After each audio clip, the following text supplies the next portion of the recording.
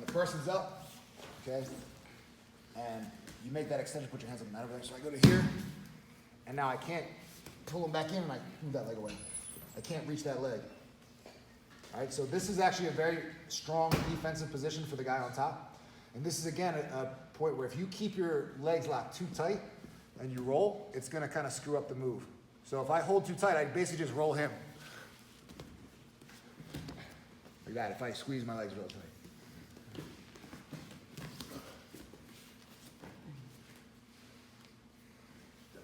This is why it's important to be able to, like, sort of, put your hands over there. So I can hold tight and I can loosen up so I can move. All right? And my feet might actually go from triangle to crossed. But I want to go up and I'm pulling this elbow back and I got to use my head. So see how my knee rotates inside? Try to stop here with your knees pointing this way. If you can, catch the foot, so it'll make it really hard for you to step over. And then you have the backside 50-50 heel hook. This is probably like my favorite position to get a heel hook from. It's one of the strongest, one of the hardest to defend once you're in this position.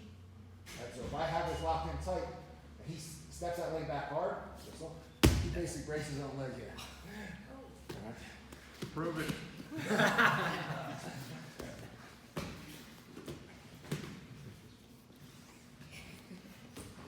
So, I extend.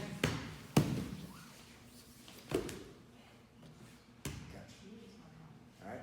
Your feet are it's gonna be almost impossible to do this with your triangle locked. You're gonna need to go from triangle to crossed, back to triangle when you hit to the side.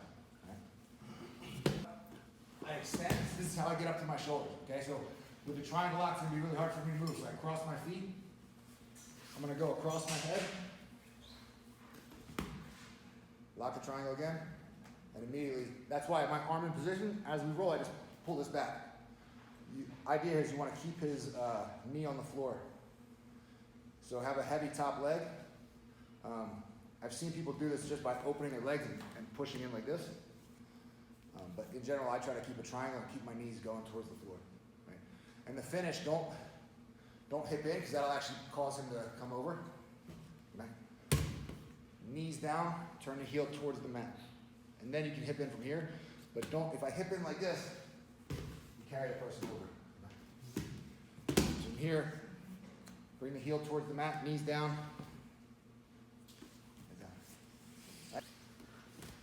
So use your opponent, like when you're really doing this, it's not going to be floppy, right? So when I extend and get up to here, he's usually going to be a strong, rigid structure that I can use to move. Right? So what a lot of you guys are doing is you're sort of extending and laying your face down on the mat. See, I'm using my forehead, and I can use my hand too. See how I'm not, like from here I'm able to move, and then I just do a little quick drop, right?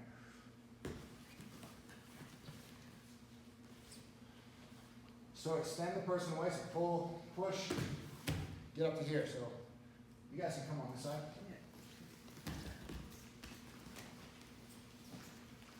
So I have my hand on the mat. That can give you a little bit of assistance. All right? But you can basically just use them. So I'm using my left foot is pushing. Get to my head. I'm just going to roll across. All right, stop on the other side. Hook. All right? But you're going to have a really hard time if you extend. Like I'm kind of crunching up when I do this. I extend and then crunch. All right, so it's constantly in this position. You're extending and crunching. If I extend from here, I put my face on the mat, you're usually going to get stuck because you're going to have to roll your mouth and nose across the mat. Your forehead is a round object and it kind of just is easy to go across.